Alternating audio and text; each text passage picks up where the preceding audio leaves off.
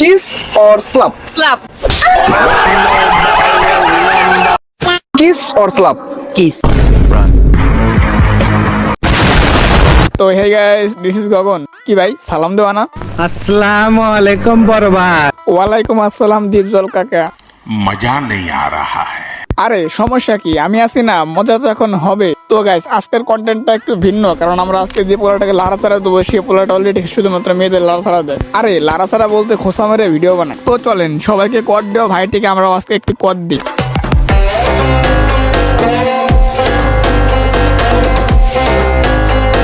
কি মনে হয় আপনাদের কটকে দিতে পারবো? অবভিয়াসলি পারবো। তো চলেন দেখি। Hey sister, can I say something 18 plus?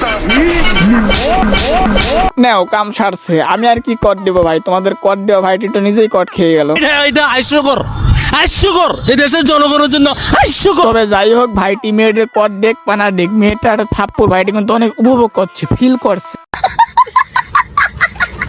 Sadia Swarna মিম পরপর 3 জনকে কট দেওয়ার পর কট গার্লফ্রেন্ডের পার্ট 4। ভাই আমার কিন্তু সন্দেহ আছে, এই পোলা কি অপরিকল্পিত ভাবে কাউকে কট দেয় নাকি আগে থেকেই পরিকল্পিত ভাবে কট দেয়? কখনো কখনো কট ঠিকই দিচ্ছি বাট ভিডিও করা হচ্ছে না, কখনো কখনো ভিডিও হচ্ছে কিন্তু কট হচ্ছে না। আর এটা ও তার মানে মাইম ভাই বলতে চাইতেছে এটা পরিকল্পিত না, অনাকাঙ্ক্ষিত বশত কট দেই।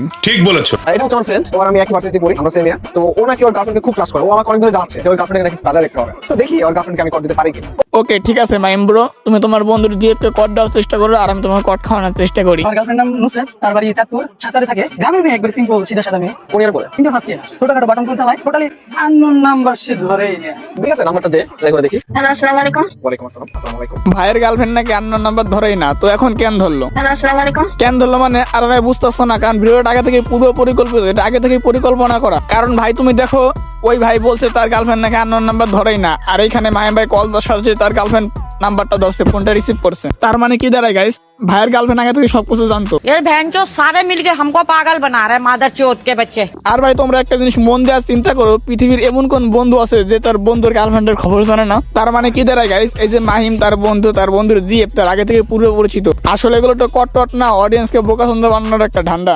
আমি ফাইসা গেছি মাইন্ড কারছি পায়। সাদিয়াকে কট দেওয়ার পর এই ভাই হচ্ছে আমার কাছে আসছে, এখন একটা গার্লফ্রেন্ডকে কট দিতে হবে। আমার বাসা শরীয়তপুর, আমার গার্লফ্রেন্ডের বাসা এমন বাড়িয়া। ইদানিং ওর আচরণ দেখে আমার সন্দেহ হইতেছে ওর প্রতি আমার। এজন্য ইদানিং আপনার একটা ভাই ভিডিও ভাইরাল হইছে, একজন দেখে সাদিয়া নামে একটা করে দিয়েছে। তো আমি একটু আমি চেক করে দেব। আপনার গার্লফ্রেন্ড কিছু কিস না। বাড়ি ব্রাহ্মণবাড়িয়া, দেখতে খুব সুন্দর, ওর নাম স্বর্ণা। তাহলে ওর ফেসবুক আইডিটা আমাকে দেখাতে চেক করে। আচ্ছা ঠিক আছে নাম্বারটা। হ্যালো আসসালামু আলাইকুম। আরে এখানে কি হইলো? নাম্বার নিল কালা ফোন দিয়া আর কথা বলতেছে সাদা ফোন দিয়া, মানে এইখানেও T20 420। তো যাই হোক, ভাইটি তার প্রত্যেকটা ভিডিওতে অডিয়েন্সদের বোকা বানাইতেছে, আর আমাদের বাংলাদেশের অডিয়েন্স বোকাচন্দ্র ভাবে সেই ভিডিও খাইতেছে। বাহ কি সুন্দর। আচ্ছা আপু, বিশ্বকবি ডক্টর মারুফুল ইসলাম মাহিমের লেখা একটি বই, আপনি এইভাবে লুক দিতেছেন কেন? আমাদের কেমন লাগে? এই ভিডিওটা করার পর তোমাদের মাহিম ভাইয়ের অবস্থা, রাতে তার ঘুম হয় না, দেখবা।